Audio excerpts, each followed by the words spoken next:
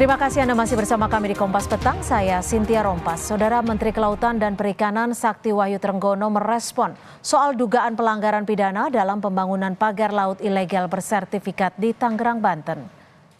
Sakti bilang Kementerian Kelautan dan Perikanan hanya berwenang soal pelanggaran administratif.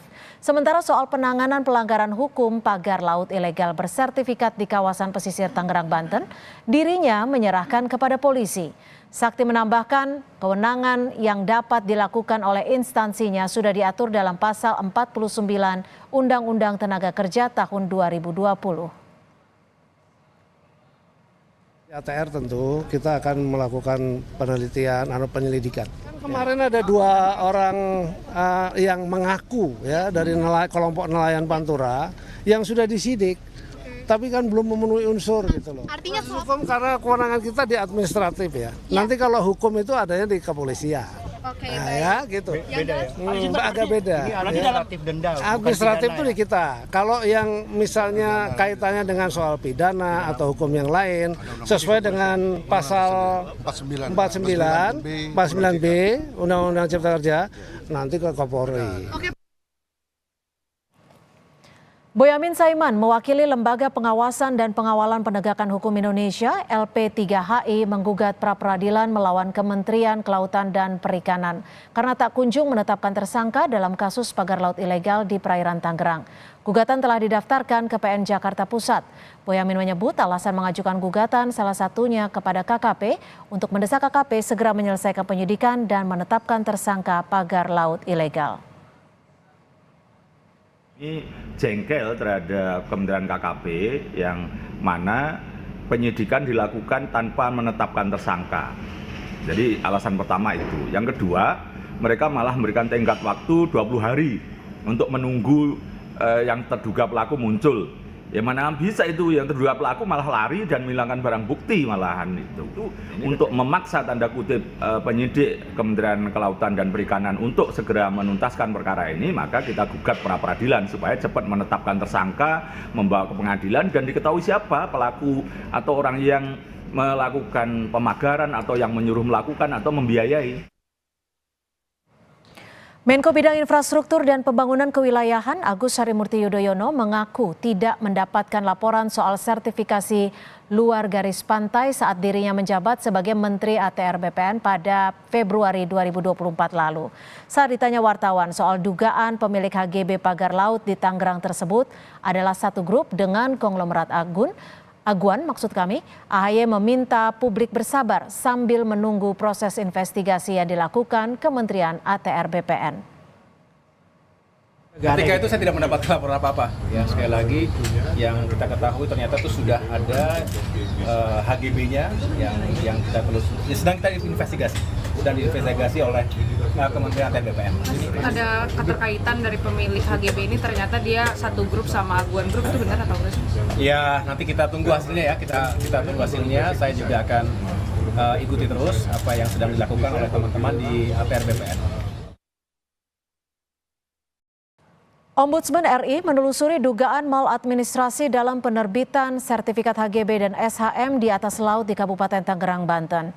Ombudsman RI tegaskan pihak hingga saat ini pelaku pagar laut di perairan Kabupaten Tangerang belum ada yang mengaku. Namun anggota Ombudsman RI Heri Susanto bilang dibangunnya pagar laut cukup membuktikan tindakan ilegal karena pembangunan di wilayah laut harus mendapatkan izin kesesuaian kegiatan pemanfaatan ruang laut atau KKPRL. Yang kebanyakan pemerintah gitu ya, baik kementerian lembaga ya, pusat daerah maupun BUMN BUMD, ini kita lihat sampai sejauh mana mereka menindaklanjuti hasil temuan ombudsman itu. Kalau ada maladministrasi, ternyata ada SHM, SHGB, SHGU yang terbit, ya ini kan nanti akan kita cek apakah sudah ada melalui izin KKPRL kalau itu masuk wilayah perairan. Polemik pagar laut terus menjadi sorotan setelah dibongkar oleh TNI Angkatan Laut beserta KKP. Lantas apa langkah selanjutnya bagi pihak yang melakukan pelanggaran? Siapa saja yang bertanggung jawab dalam kasus ini dan bagaimana pengusutan hukumnya? Kita akan bahas bersama Boyamin Saiman, kuasa hukum dari Lembaga Pengawasan dan Pengawalan Penegakan Hukum Indonesia atau LP3HI, serta anggota Komisi 4 DPR RI Pangga Susanto. Selamat petang Pak Pangga, Bung Boyamin, terima kasih sudah bergabung bersama kami. Selamat petang. Selamat petang. Terima kasih. Ya, Bung Boyamin, ini sudah memasukkan gugatan kepada melawan KKP ya. Adakah pihak lain yang Anda gugat selain KKP dan alasan utama dari gugatan ini seperti apa? Ya, karena semata-mata menindaklanjuti statement-statement dari KKP, di mana kemarin Pak Dirjennya Pak Pulung itu mengatakan sudah melakukan penyidikan. Tapi kemudian berikutnya itu menjadi tidak jelas dengan alasan butuh 20 hari, padahal sudah nyegel. Nah, ini sebenarnya saya hanya pra-peradilan itu saya pakai untuk melakukan audit kinerja dari penyidik atau penegak hukum. Nah, nanti misalnya apakah itu sudah ada izin dari pengadilan negeri setempat untuk melakukan penyitaan dalam hal ini penyegelan? Adakah surat perintah penyidikan? Dan berikutnya adakah surat pemberitahuan dimulainya penyidikan kepada jaksa penuntut umum gitu. Nah, ini kan dalam rangka ke sana saya pintu masuknya adalah penghentian penyidikan secara tidak sah. Kenapa tidak menetapkan tersangka? Karena apa? Malah justru memberikan waktu 20 hari. Padahal kalau namanya barang bukti ya disita, itu ya diambil gitu. Diambil, diamankan di kantor penyidik. Dan tidak harus semuanya. Yang diambil sampel, yang ada surat segelnya itu, yang lain-lain bisa dicabut. Sehingga kemudian kemarin yang agak menjengkelkan itu adalah ketika tentara kita, TNI Angkatan Laut mencabuti itu mungkin dianggap bisa kurang prosedur. Tapi sudah mendatangkan keadilan bagi masyarakat. Masyarakat senang.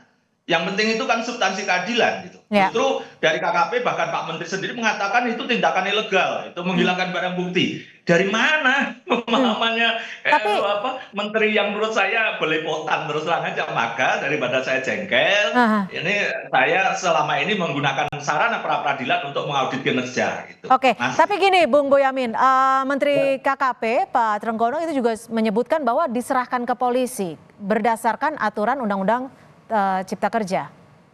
Nah, apalagi itu. Lah kemarin mengatakan penyidikan itu terus apa?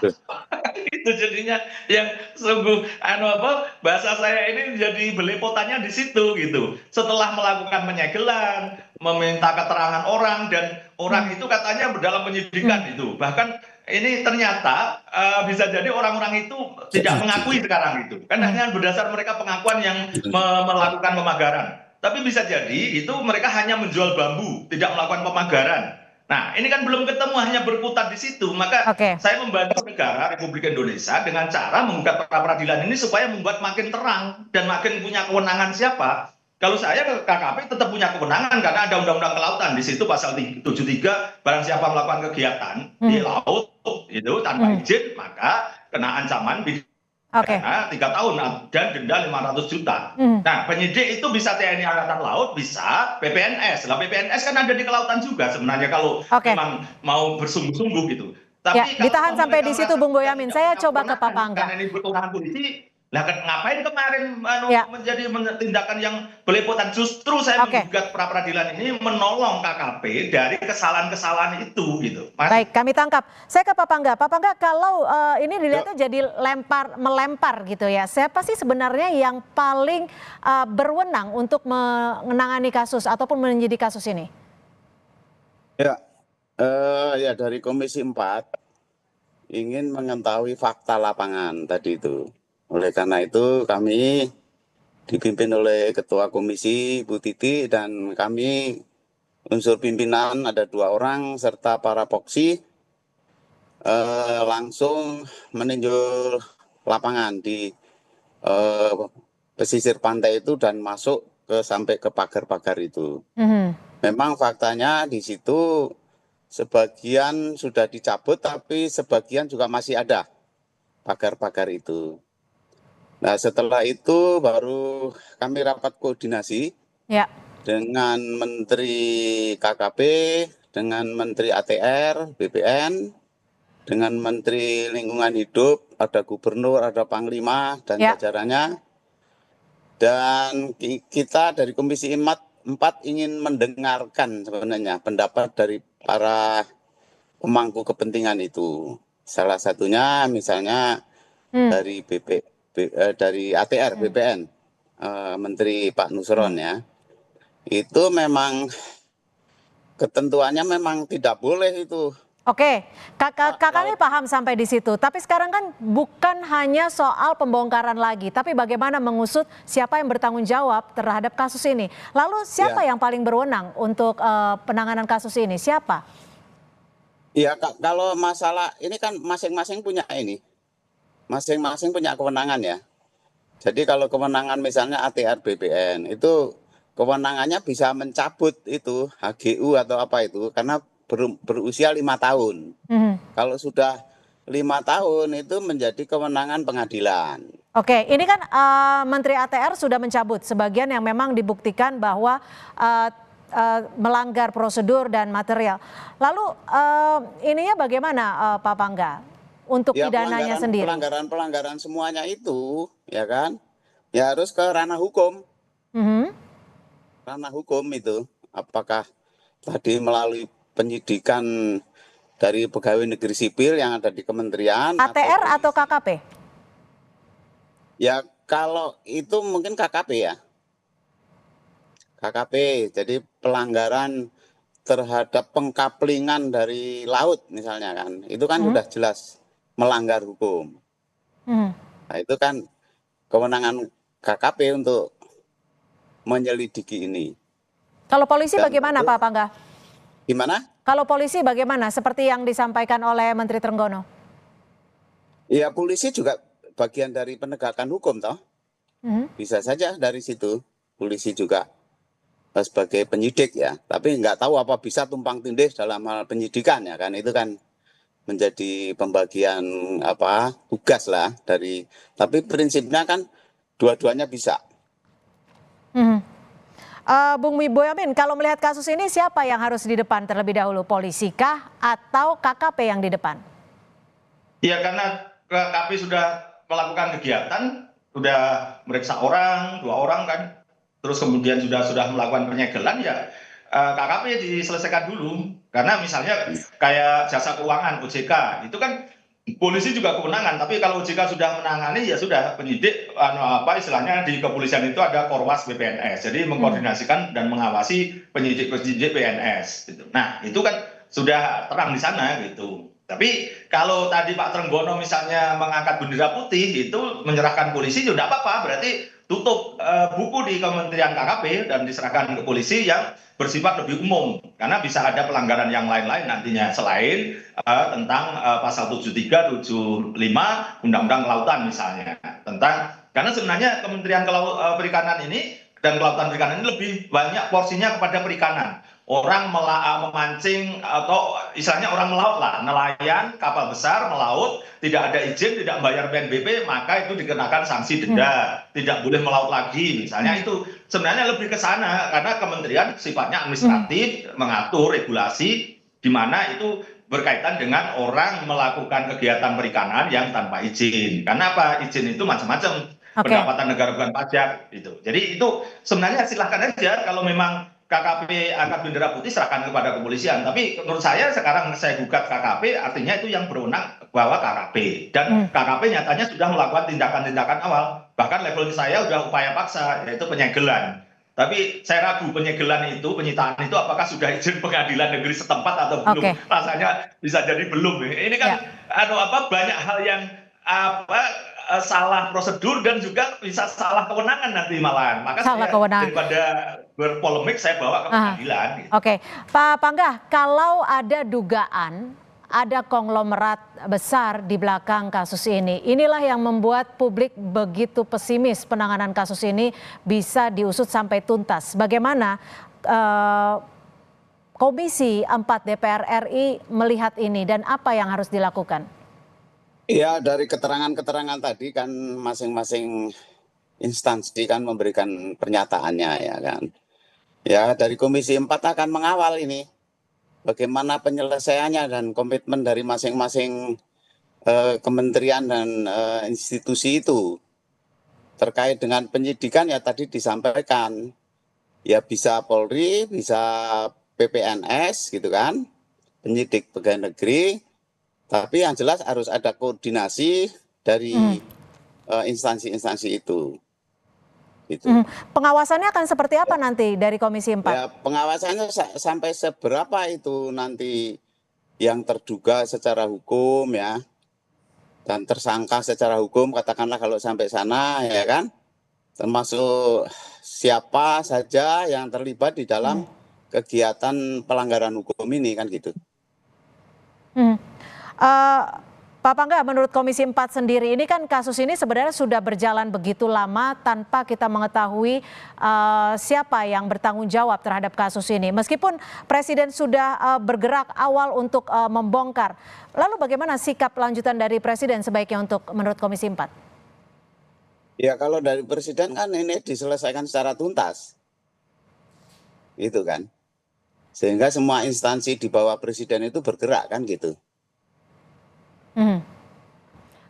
Bung Boyamin, semua instansi diminta untuk bergerak oleh Presiden. Apakah langkah-langkah yang saat ini sudah dilakukan oleh kementerian terkait sudah cukup cepat dan tepat menurut Anda?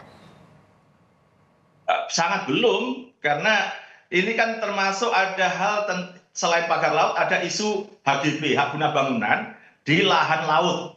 Dan ini justru istilah saya, ini saya rezeki anak soleh dapat hal yang lebih besar dan lebih menggelora. Dan besok saya lapor kepada Komisi Pemberantasan Korupsi atas terbitnya HGB ini diduga melanggar pasal 9 Undang-Undang nomor 31 tahun 99 tentang pemberantasan korupsi, di mana mengadopsi pasal 451 KUHP, di mana pejabat yang harusnya menjaga buku-buku register dan mengawasinya tapi tidak melakukan, dan tidak harus ada kerugian negara loh di situ. Nah, ini kan sudah diketahui bahwa itu laut, kenapa diberikan HGB? Nah, ini bisa masuk ke sana, jadi malah saya melihatnya ini jadi isu yang lebih besar lagi, bukan sekedar pagar laut, tapi karena kemudian muncul HGB, maka saya akan mengambil langkah hukum, laporkan kepada KPK gitu. Dan bisa jadi ada oknum-oknum yang mengambil manfaat dari situ. Tidak tahu siapa, oknum bawah atau tengah atau pusat, tidak tahu. Nanti kita lihat itu.